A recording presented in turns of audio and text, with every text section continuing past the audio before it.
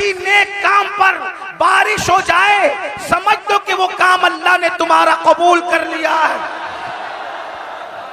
جسپور والوں محفلیں منعقد ہوئی ہے، ہوتی رہے گی، لیکن آنکھوں سے دیکھ لو کہا جاتا ہے کہ رحمت برستی ہے۔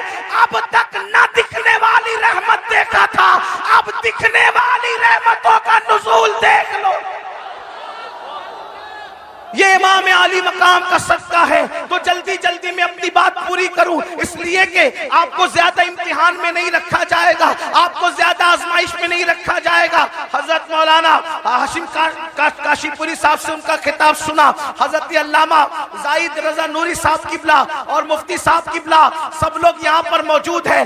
آپ ذرا توجہ فرمائیں، وہ قرآن توجہ کریں، وہ قرآن توجہ کریں، وہ قرآن۔ لوگ کہتے ہیں کربلا اتنے شبدوں مت سے بیان کرنے کی کیا ضرورت ہے، کربلا اتنی تفصیل سے بیان کرنے کی کیا ضرورت ہے، کربلا کی اتنی تشریح کرنے کی کیا ضرورت ہے۔ ہو گئی شہادت، ہو گئی شہادت، ہو گئی، بات ختم ہو گئی۔ ایک بات آپ سے کہوں، کسی کی شہادت پر توجہ کریں۔ آپ چپ رہے سب لوگ، ارے کوئی کسی کو کچھ نہ کہے، اب کوئی کسی کو کچھ نہیں کہے گا، جو جس حال میں اسی کو اسی رہنے دو۔ آپ بھی بیٹھ جائیں، بیٹھ جائیں، سب بیٹھ جائیں، بس جس کی محفل ہے اس نے سنبھالنا ہے، محفل جس کی اس نے سنبھالنا ہے، کوئی کچھ نہیں بولے گا۔ ایک بار سب بلند آواز سے درود شریف پڑھیں۔ اللہم صلی علی اللہم صلی علی سیدنا و مولانا محمد معدن الجود والکرم وآلہ وصحبہ وبارک وسلم صلاۃ و سلام علیکہ یا رسول اللہ۔ درود شریف پڑھنے تو ذرا سمجھ میں بھی آ، بلند آواز سے پڑھیں درود شریف۔ اللہم صلی علی آواز نہیں آ رہی درود شریف پڑھنے کی، بلند آواز سے عاشقوں کی طرح، حسینیوں کی طرح درود شریف پڑھیں۔ اللہم صلی علی سیدنا و مولانا محمد معدن الجود والکرم وآلہ وصحبہ وبارک وسلم صلاۃ و سلام علیکہ یا رسول اللہ صلی اللہ تعالیٰ علیہ وسلم۔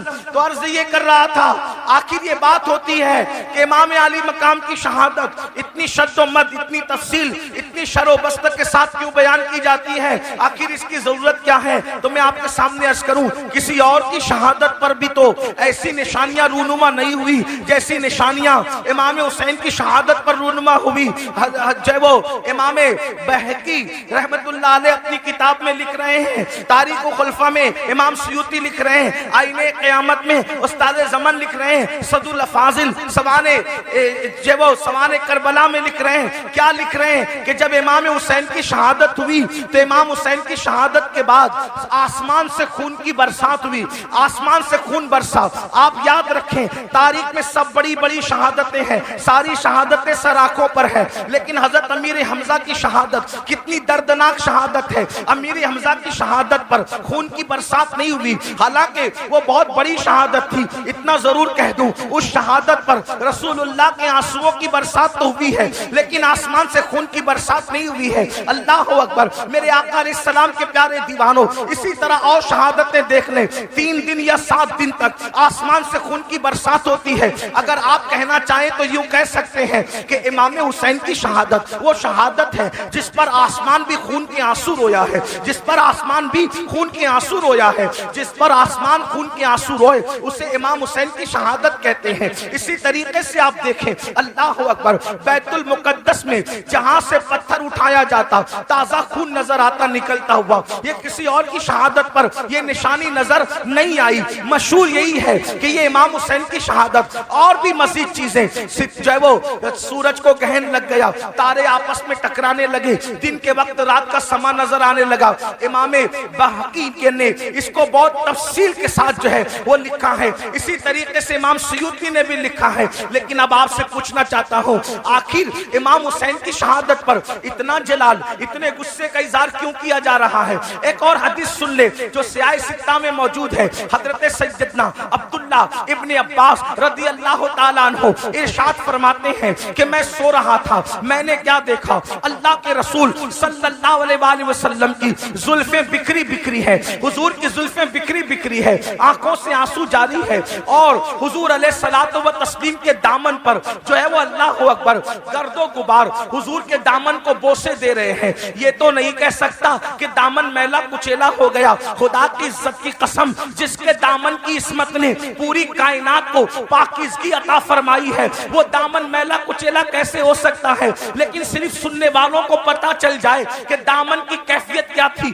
اللہ اکبر. ابن عباس کے فرمان کا مفہوم ہے, میں نے دیکھا زلفیں بکھری ہے, جس کو معلوم ہے اس کو معلوم ہے, جو نہیں جانتا وہ سن لے. مصطفیٰ جان رحمت کی زلفیں کبھی نہیں بکھرا کرتی تھی. لوگ سوتے ہیں تو سوتے میں آدمی کے بال بکھر جاتے ہیں, لیکن یہ میرے نبی کا معجزہ ہے, سونے میں بھی حضور کی زلفیں کبھی نہیں بکھرا کرتی تھی. بہت تفصیل سے میں نے اس کو کئی مقام پر بیان کیا, آج وقت بچانے کے لیے تفصیل نہیں پیش کرتا, صرف اتنا اجمال پیش کرتا ہوں. حضور کی زلفیں کیوں نہیں بکھرا کرتی تھی؟ وجہ یہ تھی, بدر و احد کا ہنگامہ بھی حضور کی زلفوں کو نہیں بکھیر سکا. اللہ اکبر. خندق و خیبر کی مصیبتیں بھی حضور کی زلفوں کو بکھیر نہیں سکی, مگر اللہ اکبر کیوں زلفیں نہیں بکھرتی تھی؟ تو میرے امام کہتے ہیں, شان پنجے قدرت تیرے بالوں کے لیے کیسے ہاتھوں نے سوارے ہیں تمہارے گیسو. کسی کے بال ماں سنوارتی ہے, کسی کے بال باپ سنوارتا ہے, کسی کے بال بھائی بہن سنوارتے ہیں, کسی کے بال وہ خود سنوارتا ہے, لیکن حضور کی زلفیں وہ تھی, شانہ پنجے قدرت نے ان کو سنوارا تھا, قدرت کے ہاتھوں نے ان بالوں کو سنوارا تھا. اس لیے بدر ہو, احد ہو, خندق ہو, خیبر ہو, حضور کی زلفیں بکھرا نہیں کرتی تھی. مگر اللہ اکبر, بدر و احد کے ہنگامے, خندق و خیبر کی مصیبتیں جس رسول کی زلفیں کو بکھیر نہ سکی, آج عبداللہ ابن عباس کہتے ہیں حضور کی زلفیں بکھری بکھری ہے, حضور کے دامن پر اللہ اکبر گرد و غبار بوسے دے رہے ہیں, خون کے چھینٹے حضور کے جبے پر ہیں, حضور علیہ السلام کی داڑھی آنسوؤں سے تر ہے. میں نے پوچھا اللہ خیر کرے یا رسول اللہ, خدا آپ کو وہ دن نہ دکھائے اللہ اکبر جس میں آپ کو تکلیف ہو. یا رسول اللہ, آج آپ کی داڑھی بکھری ہے, آج آپ کی زلفیں بکھری ہے, آج آپ کی آنکھوں میں آنسو ہے, آج آپ کے دامن پر خون کے جو ہے وہ آثار ہیں, آپ کے دامن پر گرد و غبار ہے. یا رسول اللہ وجہ کیا ہے؟ تو حضور علیہ السلام کے ہاتھ میں ایک بوتل تھی, حضور نے وہ بوتل دکھائی اور بوتل دکھا کر کے فرمایا, عبداللہ صبح سے لے کر اب تک میں حسین کے مقتل میں تھا, عبداللہ صبح سے لے کر اب تک میں حسین کے مقتل میں تھا, حسین کی قتل گاہ میں تھا, حسین اور اس کے ساتھیوں کا خون اٹھا اٹھا کر کے اس شیشی میں, اس بوتل میں جمع کر رہا تھا. عبداللہ ابن عباس کہتے ہیں جب میں خواب سے بیدار ہوا تو میں نے دن تاریخ کو نوٹ کر لیا, اور جب امام حسین کی شہادت کی خبر آئی تب پتا چلا کہ جس وقت میں خواب دیکھ رہا تھا اسی وقت امام علی مقام کی شہادت ہوئی تھی. ایسا ہی خواب سیدہ ام المومنین ام سلمہ بھی بیان کرتی ہے. میرے آقا علیہ السلام کے دیوانوں, کیا کسی کی شہادت کے موقع پر حضور اس طرح خون سمیٹتے نظر آئے؟ کیا کسی کی شہادت کے موقع پر اس طرح زلفیں بکھرتی نظر آئی؟ کسی کی شہادت کے موقع پر اس طرح داڑھی بکھرتی نظر آئی؟ ایسا کیوں ہوا؟ اور یاد رکھنا, پھر شہادت گاہ بھی گھر کے قریب نہیں ہے, شہادت گاہ بھی گھر کے قریب نہیں ہے, بہت دور لایا جاتا ہے, میدان میں ٹھہرایا جاتا ہے, 22,000 کے لشکر کو 72 سے مقابلہ کروایا جاتا ہے, اور 3 دن بھوکا پیاسا رکھ کر کے دردناک انداز میں شہادت ہوتی ہے. وجہ کیا تھی؟ میں فلسفہ شہادت نہیں بیان کر رہا ہوں, صرف اپنے جوانوں کی توجہ چاہتا ہوں. کربلا سننے کے لیے آنے والوں, کربلا کی داستان سننے کے لیے آنے والوں, امام حسین کا پیغام سننے کے لیے آنے والوں, مجھے بتاؤ کوئی یہ کہہ سکتا تھا قرآن اور اہل بیت کو آقا نے چھوڑا ہے تو قرآن تو مجھے پڑھنا نہیں آتا؟ تو گویا کہ بتایا جا رہا ہے جس کو قرآن پڑھنا نہیں آتا, جو قرآن نہیں جانتا, وہ کربلا مولا میں کردار حسین دیکھ لے اس کو سمجھ میں آئے گا کہ قرآن کا ترجمہ کیا ہے. قرآن طاقوں میں رکھا جاتا ہے, حسین کو کندھوں پہ بٹھایا جاتا ہے, قرآن نماز میں پڑھا جاتا ہے, لیکن حسین کے لیے سجدے طویل کر دیے جاتے ہیں. قرآن ممبر پر سے اس کا پیغام پہنچایا جاتا ہے, حسین کے لیے ممبر چھوڑ کے زمین پہ آیا جاتا ہے. قرآن کو سینے سے لگایا جاتا ہے, حسین کو زبان چسایا جاتا ہے. گویا کہ قرآن کو زبان پہ رکھا جاتا ہے اور زبان پر حسین کو رکھا جاتا ہے. اندازہ تو فرمائے کس طریقے سے خوبصورت انداز ہے. اللہ اکبر. جس سینے میں قرآن آ جائے وہ سینہ روشن ہو جاتا ہے. اور علامہ عبدالرحمن جامی لکھتے ہیں حسین پاک اتنے خوبصورت تھے کہ رات کے اندھیرے میں جب گلیوں میں چلتے تھے تو چہرے سے ایسی روشنی نکلتی تھی کہ اس روشنی میں لوگ سفر طے کرتے ہوئے نظر آیا کرتے تھے. قرآن بھی نور ہے, حسین بھی نور ہے. کیسا نور ہے؟ تو میرے امام کہتے تیری نسل پاک میں ہے بچہ بچہ نور کا, تو ہے عین نور, تیرا سب گھرانہ نور کا. ایک سینے تک مشابہ, ایک وہاں سے پاؤں تک حسن ستین ان کے جاموں میں ہے نیما نور کا. اب مجھے بتاؤ, اللہ کے رسول فرما رہے ہیں دو بھاری چیزیں چھوڑ کے جا رہا ہوں, ان کو پکڑنا گمراہ نہیں ہو سکتے. ایک قرآن ہے, دوسری میری اہل بیت ہے. امام میدان میں آئے اور میدان میں آنے کے بعد وقت کا سب سے بڑا مجرم, وقت کا سب سے بڑا گنڈا, وقت کا سب سے بڑا پلید, وقت کا سب سے بڑا دین کا دشمن یزید پلید لعین کے سامنے مقابلے کے لیے کھڑے ہوئے. اب ذرا توجہ کرنا مسلمانوں, غور کرنا, میری قوم کے جوانوں غور کرنا. امام علی مقام اللہ جدی والی سلام مشن لے کر کربلا میں آئے. کون سا مشن؟ دین کو بچانے والا مشن. کون سا مشن؟ دین کے تحفظ کا مشن. کون سا مشن؟ شریعت کے تحفظ کا مشن. کون سا مشن؟ غلبہ دین کا مشن. اب آپ سے پوچھنا چاہتا ہوں میرے آقا علیہ الصلوۃ و تسلیم کے پیارے دیوانوں, اللہ کے رسول فرما رہے ہیں دو بھاری چیزیں چھوڑے جا رہا ہوں. ایک قرآن ہے, دوسری میری اہل بیت ہے. اور پھر اہل بیت سے محبت کے بارے میں اتنی تعلیم دی, اتنی تعلیم دی, اتنی تعلیم دی. فرمایا اذکرکم اللہ فی اہل بیتی, اذکرکم اللہ فی اہل بیتی. اے لوگو میری اہل بیت کے بارے میں اللہ سے ڈرتے رہنا, میری اہل بیت کے بارے میں اللہ سے ڈرتے رہنا. اپنی گود میں اہل بیت کو بٹھا کر فرمایا لوگو میں اپنی اہل بیت تم کو بطور امانت سونپ کر کے جا رہا ہوں. میرے بعد میری اہل بیت کے ساتھ تم کیا سلوک کرو گے یہ میں دیکھوں گا. میرے بعد میری اہل بیت کے بارے میں میرے نائب بننا. جیسے میں اہل بیت سے محبت کرتا ہوں تم بھی اہل بیت سے محبت کرنا. اب آپ سے پوچھنا چاہتا ہوں محبت اہل بیت کی دعوت اتنی زیادہ کیوں دی گئی؟ بلکہ یہاں تک فرمایا خاص طور پہ اہل بیت میں امام حسین کے بارے میں حسین منی وانا من الحسین, حسین مجھ سے ہے, میں حسین سے ہوں, حسین میرا ہے, میں حسین کا ہوں. اور پھر کیا فرمایا احب اللہ من احب حسین, کہ جو میرے حسین سے محبت کرے گا اللہ اس سے محبت کرے گا. یعنی اللہ کا محبوب بننا ہے تو میرے حسین سے محبت کرو. اب آپ سے پوچھنا چاہتا ہوں اے اہل بیت سے محبت کرنے والوں, اہل بیت سے پیار کرنے والوں, آپ مجھے بتاؤ جس چیز سے جس کو محبت ہوتی ہے وہ اس کی نقل کرتا ہے. مثال کے طور پر اگر کسی بندے کو کسی عالم سے محبت ہے تو وہ عالم کی نقل کرے گا. کسی کو کرکٹر سے محبت ہے وہ کرکٹر کی نقل کرے گا. کسی کو ہیرو سے محبت ہے وہ ہیرو کی نقل کرے گا. کسی کو باپ سے محبت ہے وہ باپ کی نقل کرے گا. کسی کو ماں سے محبت ہے وہ ماں کی نقل کرے گا. کسی کو ٹیچر سے محبت ہے وہ ٹیچر کی نقل کرے گا. غرض کہ محبت انسان کو نقال بنا دیتی ہے. جو جس سے محبت کرتا ہے اسی کے انداز میں چلتا ہے, اسی کے انداز میں بولتا ہے, اسی کے انداز میں سوچ بنتی ہے, اسی کے انداز میں فکر بنتی ہے, اسی کے انداز میں تخیلات اور تصورات کا ماحول کریٹ ہوتا ہے. آپ سے پوچھتا ہوں اے اہل بیت سے محبت کا دعویٰ کرنے والوں, میرے آقا نے تو یہ فرمایا جو میرے حسین سے محبت کرے گا وہ اللہ کا محبوب بن جائے گا. اب بتاؤ مولا حسین سے پیار کرتے ہو, مولا حسین سے محبت کرتے ہو. یقین جانے پوری دنیا کے اندر انسان امام علی مقام سے محبت کا بڑا دعویٰ کرتا ہے, لیکن ایک چیز تم سے پوچھنا چاہتا ہوں ہزاروں کے اس مجمع میں اے عاشقان رسول, اے عاشقان حسین, مجھے بتاؤ جس چیز سے امام حسین نے نفرت کی ہے آخر ہماری زندگی کے اندر وہ چیزیں کیوں نظر آتی ہے؟ جس چیز سے امام حسین نے نفرت کی ہے، آج وہ ہماری زندگی میں کیوں ہے، وہ ہمارے معاشرے میں کیوں ہے، وہ ہمارے سماج میں کیوں ہے؟ آپ کہیں گے کون سی چیز سے نفرت کی ہے اور کون سی چیز ہمارے معاشرے میں اور سماج میں موجود ہے؟ آئیے میں آپ کو بتاؤں، کچھ چیزیں میں گناتا ہوں، اس کے بعد ہم خود ہی سوچیں گے، زیادہ دیر تک آپ کا امتحان نہیں لوں گا، لیکن توجہ کرنا، اے امام حسین کے نام پر اس محفل میں آنے والوں، کھڑے رہ کر بیٹھ کر کے تکلیف میں گفتگو سننے والوں، یاد رکھنا امام سے سچی محبت کر لو، کیونکہ امام کی محبت کا صلہ کیا ہے؟ آقا ارشاد فرماتے ہیں جو میری اہل بیت سے محبت کرے گا جنت میں جہاں میں محمد رہوں گا، اہل بیت سے محبت کرنے والے بھی میرے ساتھ رہیں گے۔ سبحان اللہ، سبحان اللہ۔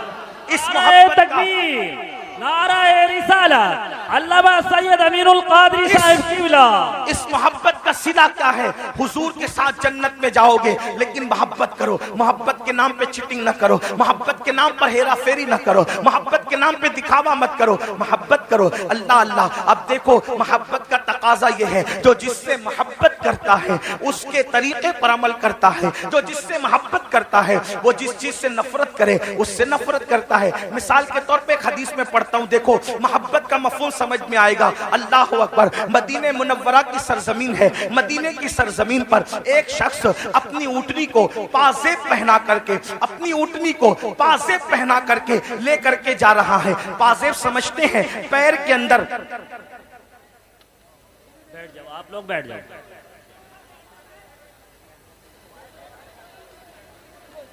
پیر کے اندر جو گھنگرو باندھے جاتے ہیں اس کو پازیب کہتے ہیں۔ پازیب کس کو پہنا کے لے جا رہا ہے؟ اونٹنی کو۔ توجہ کرنا، مائیں اور بہنیں بھی موجود ہیں، ان کی بھی توجہ۔ اونٹنی کو پازیب پہنا کر لے جا رہا ہے، چھم چھم کی آواز اونٹنی کے پیر میں بندھے ہوئے پازیب اور گھنگرو سے آ رہی ہے۔ ام المومنین سیدہ عائشہ صدیقہ نے جیسے ہی گھنگرو کی اور پازیب کی آواز سنی، فوراً کان پر ہاتھ رکھ لیے اور اپنی کنیز سے کہا جاؤ اس اونٹنی والے کو میرا نام کہنا اور میرا نام لے کر کے کہنا خبردار اونٹنی روک دے۔ جب اونٹنی وہ روک دے میرے نام سے تو اس سے کہنا پازیب اتار دے، اور پازیب اتارنے کے بعد اس کو کہنا جس آواز کو اللہ کے رسول نے ناپسند کیا ہے اس آواز کو عائشہ کبھی پسند نہیں کر سکتی۔ اللہ اکبر، میری قوم کے جوانوں غور سے سنو، حدیث پر توجہ کرو۔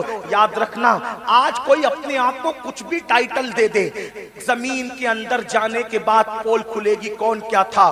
زبان سے بڑے بڑے دعوے کرنے والوں، اللہ سے ڈرو، اللہ کے یہاں عدل ہے، اللہ کے یہاں انصاف ہے، اللہ کے یہاں چیک کرنے کا معاملہ ہے۔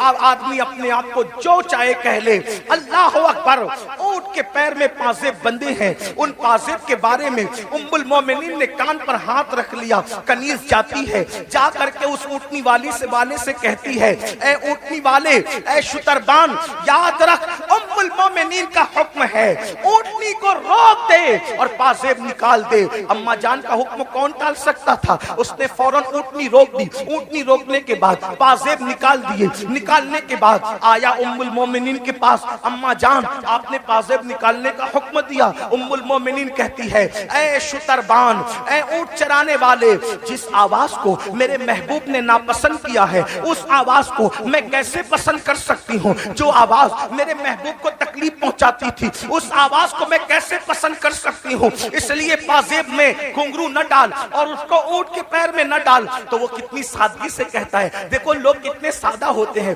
بڑی سادگی سے کہتا ہے اما جان یہ اونٹنی تو جانور ہے، جانور کو گھنگرو پہنانے پر کیا گناہ ہو سکتا ہے؟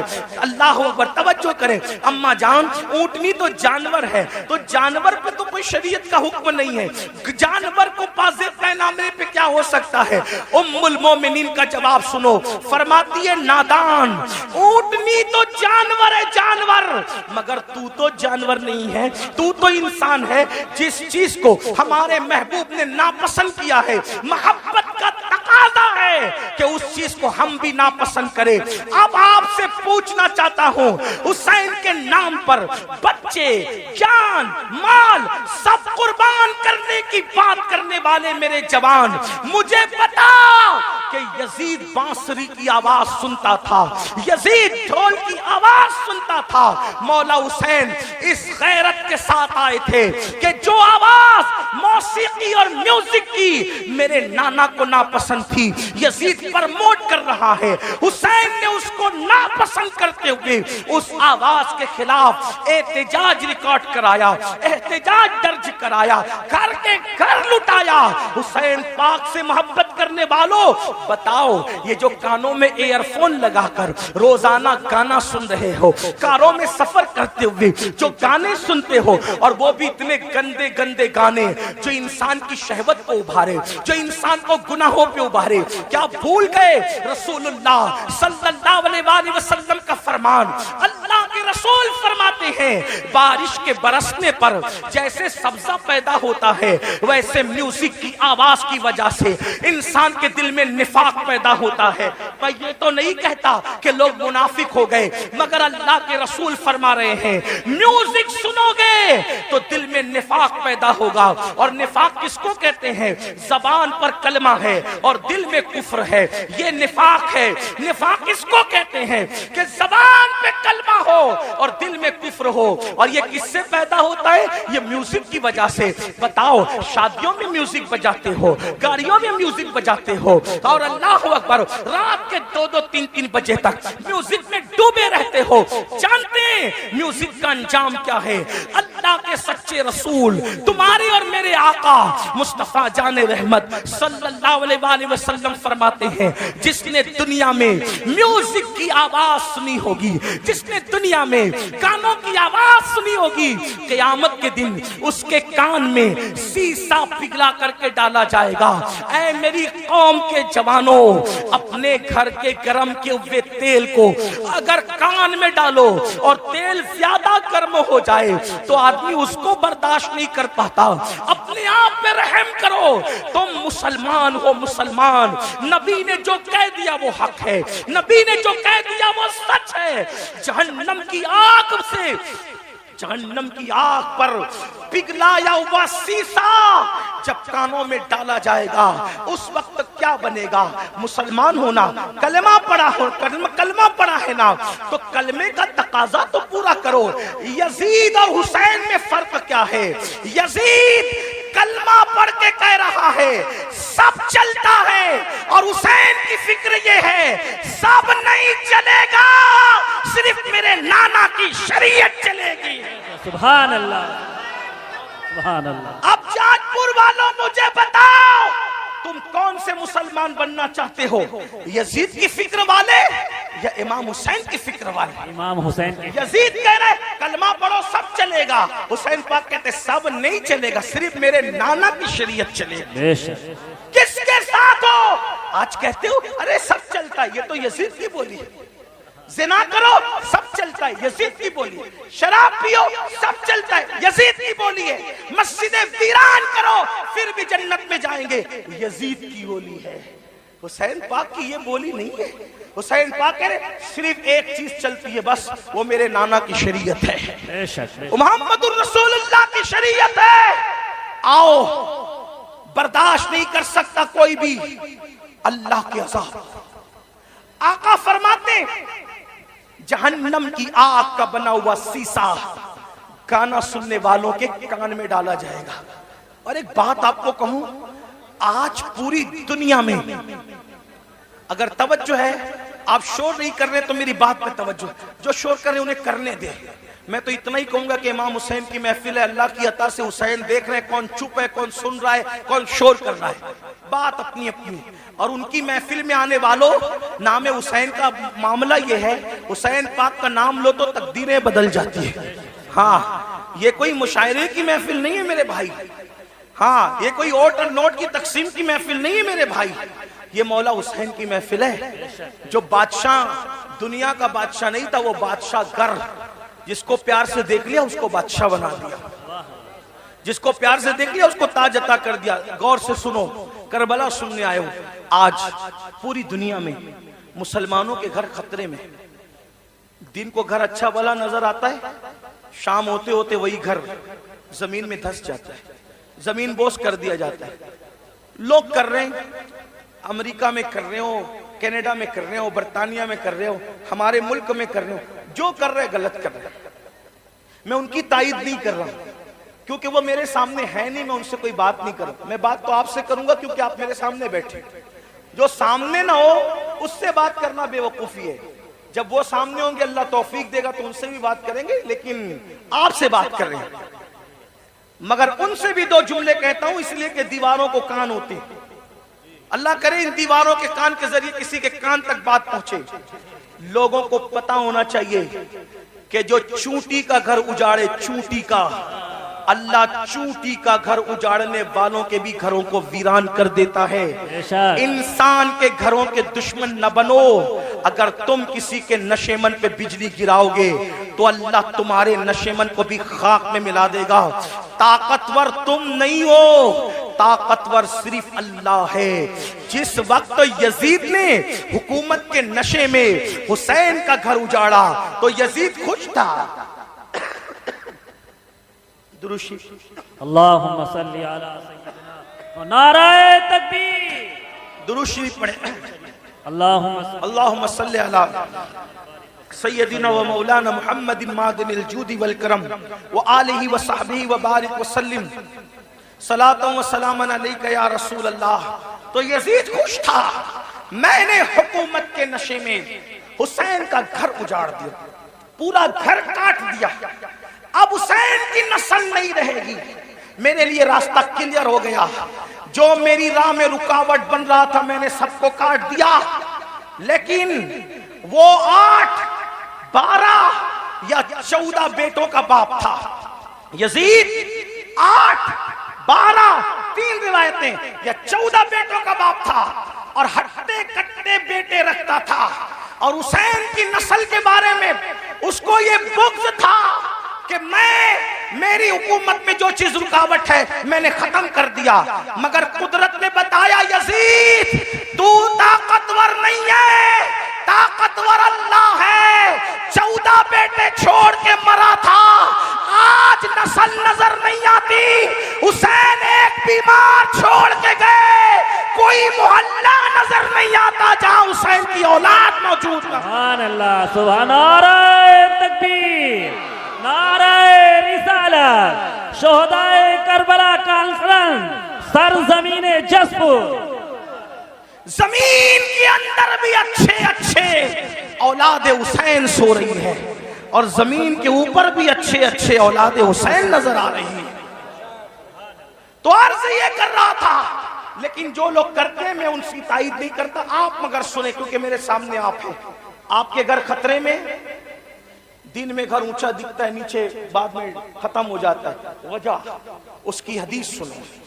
آج سے 1450 سال پہلے گھر اجڑنے, گھر بکھرنے, گھر دھسنے, زلزلے آنے یا کسی کا گھر ٹوٹ جانے کی وجہ بیان فرمائی.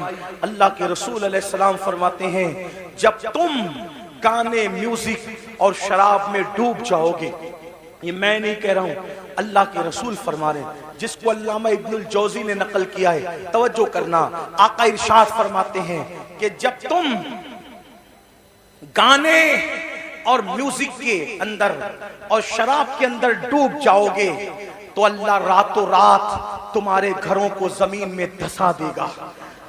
راتوں رات تمہارے گھر زمین میں دھس جائیں. آج 16 17 سال کی عمر کے میرے نوجوان فلم دیکھ کر, سیریل دیکھ کر نشے کی طرف جا رہے ہیں, میوزک کی طرف جا رہے ہیں. زنا فیشن ہو چکا ہے. امام حسین اسی کے خلاف تو کھڑے ہوئے تھے, اگر یہ سب کرتے ہو تو حسینی نہیں ہو تم, چاہے جو بن جاؤ. میں کسی ایک کو نہیں کہہ رہا ہوں, اپنے آپ میں ڈوب کر سوچو.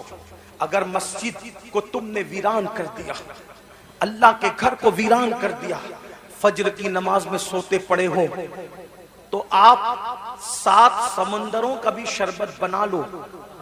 توجہ کرنا, لوگوں کو میرے جملے تلخ لگتے ہیں لیکن کوئی کچھ کہے میرے بارے میں حقیقت ہے، 7 سمندروں کا شربت بنا لو، امام حسین کے نام پہ بانٹ دو، لیکن اگر تم دین مٹاؤ گے اور شربت بناؤ گے تو امام حسین اس شربت کو قبول نہیں کریں گے، بلکہ اس شربت کو تمہارے منہ پہ مار دیا جائے گا۔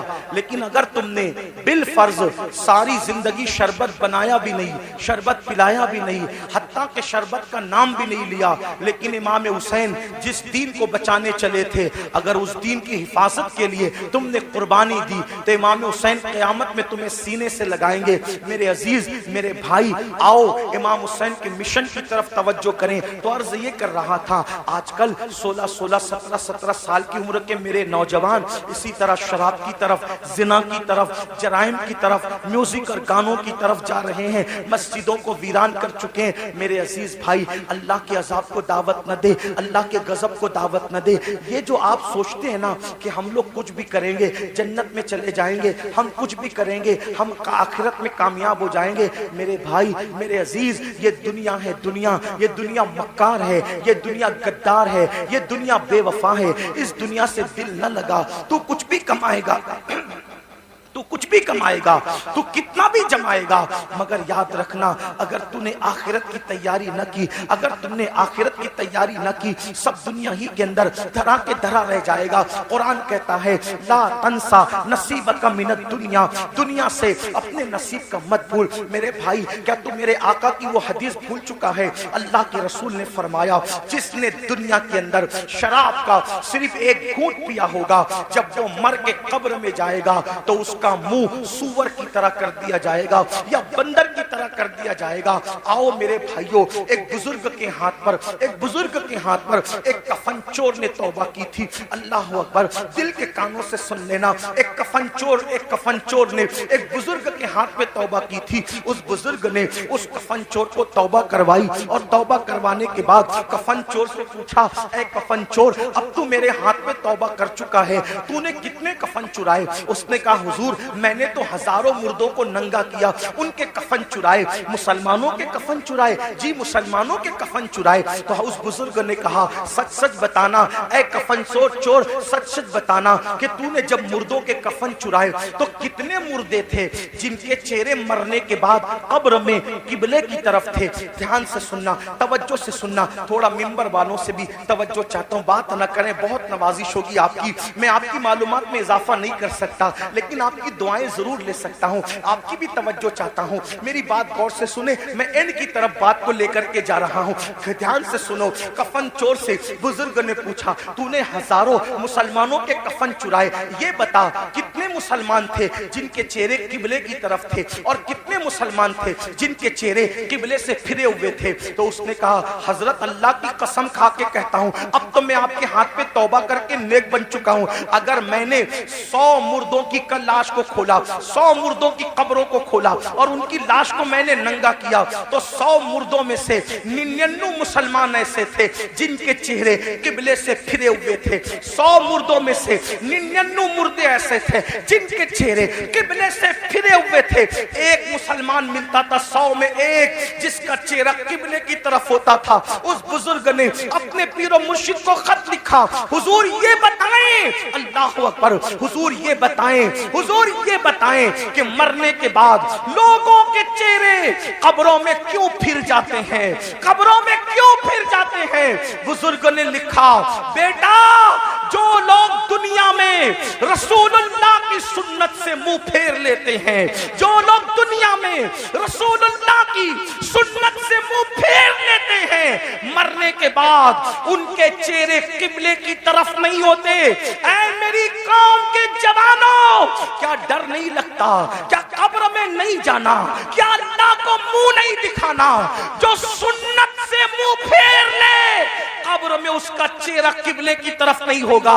ہم نے تو فرض سے منہ پھیرا ہے، ہم نے تو فرائض سے منہ پھیرا ہے، اللہ اکبر، نماز چھوٹ رہی ہے، ماتھے پر شکن تک نہیں ہے، اللہ اکبر، سود کے دھندے کر رہے ہیں، حرام کاروبار کر رہے ہیں، ماتھے پہ شکن تک نہیں ہے، جھوٹ بول رہے ہیں، یہ فرض ہے جھوٹ سے بچنا، جھوٹ سے بچنا فرض ہے۔ اللہ اکبر، جھوٹ بول رہے ہیں، ماتھے پر شکن تک نہیں ہے، ناپ تول میں کمی کر رہے ہیں، ماتھے پر شکن تک نہیں ہے، عورتوں پہ پاپ کی نظر ڈال رہے ہیں، ماتھے پر شکن تک نہیں ہے۔ کتنے جرائم کرو گے؟ کب تک جرائم کرو گے؟ کتنے گناہ کرو گے؟ کب تک گناہ کرو گے؟ اللہ بہت دن تک مہلت نہیں دے گا، یاد رکھنا۔ بھائی صاحب تھوڑا رحم فرما دے، ارے رحم کر دے، تھوڑا سن لے، بات ہٹ جائیں، چپ ہو جائیں سب لوگ، بات تو سنیں نا میرے بھائی، میں بات عرض کر رہا ہوں، آپ لوگ بات سنیں، مینجمنٹ آپ سب لوگ سن لیں گے، ایک بار آپ بھی بیٹھ جائیں، مہربانی کریں آپ بھی بیٹھ جائیں، سب بیٹھیں۔ یہ کیا تماشا لگا، اتنی بڑی محفل سجائی، اتنی اچھی محفل سجائی، اور آپ لوگ ہیں کہ کوئی، بھائی آپ بھی بیٹھ جائیں، اللہ رحم کرے، آپ بھی بیٹھ، کیوں بولتے ہیں بیٹھ جائیں، سب بیٹھیں، ارے سب بیٹھیں، آپ بھی بیٹھیں، ایک بار سب درود شریف پڑھیں۔ اللہم صلی علی سیدنا آپ مت بولیں بھائی، کسی کو مت بولیں، میں بول رہا ہوں، آپ درود شریف پڑھیں بھائی، درود شریف پڑھیں۔ اللہ رب محمد صلی اللہ علیہ وسلم نحن عباد محمد۔ یہ بیچ میں آپ جب بولتے ہو نا تو ذہن منتشر ہوتا ہے، چونکہ میں تقریر یاد کر کے نہیں آتا، دیکھو جو تقریر یاد کر کے آتے ہیں نا، آپ کچھ بھی کریں اس کو ڈسٹرب نہیں ہوگا، وہ یاد کر کے آپ پھٹافٹ بولتا رہے گا، لیکن میں نے یاد کر کے میں نے تقریر کبھی یاد نہیں کی، میں آپ کی توجہ کو دیکھ کر کے پھر اللہ تعالیٰ جو